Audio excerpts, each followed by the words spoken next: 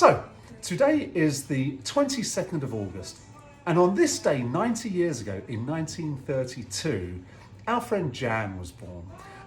We were at a wonderful party at our house yesterday, actually. She was holding court, and Bill made a wonderful speech, and we were surrounded by actually lots of educators, because Jan's been heavily involved in education for a very long time. And even though she got a first degree at Whitman College, she got the important one at Washington State University. Go Cougs, Jan, right? So anyway, it's 90 years. It's a momentous birthday, and we were told no gifts. But we thought we want to take something over. And so Kate and I scoured the interwebs, and we found a perfect recipe. And it's perfect for three reasons, really. Firstly, the Little Green Cocktail book by the author Jimmy, just as a Jimmy, was published in 1932, which is the right year. It was published in London, which is where I'm from, and I'm going to make the cocktail now as well. And it also had a cocktail named the Houla-Houla. And the reason why that's important is because Jan and her family love Hawaii and have been there quite a lot. So all things told, this seemed like a perfect recipe. So we should get straight to it. It's a strong cocktail in one iteration. In the proper iteration, it's a straight up cocktail, but I'm going to do a slight modification because it is summer. It was very hot this week. Maybe you'd want something a little bit longer and cooler for those summer days. But let's see how this goes. It is in fact a gin drink. It calls for London dry gin. I'm going to use 2 parts of that. Now your part can be any size you want. You want a small cocktail? Half an ounce. Want a slightly big one? Half an ounce. You get the idea, right? Now, you could just do a pint for each part, but that might be quite a big cocktail unless you're making it for a big party. But okay, I digress. 2 parts of a London dry gin. There's one.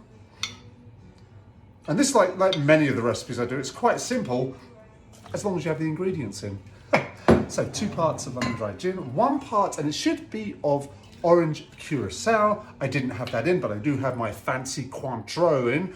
And you could really use any orange liqueur that you happen to have in the house, or triple sec would probably work as well. That might make it a little sweeter, but in all cases, that would not be a terrible thing.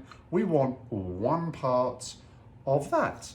And then the final ingredient on this cocktail is orange juice, and freshly squeezed orange juice if you've got it. Otherwise, whatever orange juice you have in, another 1 part of that, like so.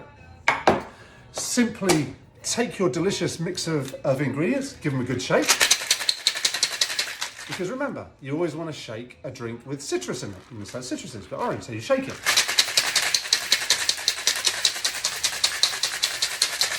And that breaks up all the ice, because to be honest, when you've got it, 3/4 of it is alcohol, you want the ice to dilute it a little bit and also make it kind of chilly, which I do believe this has become right now.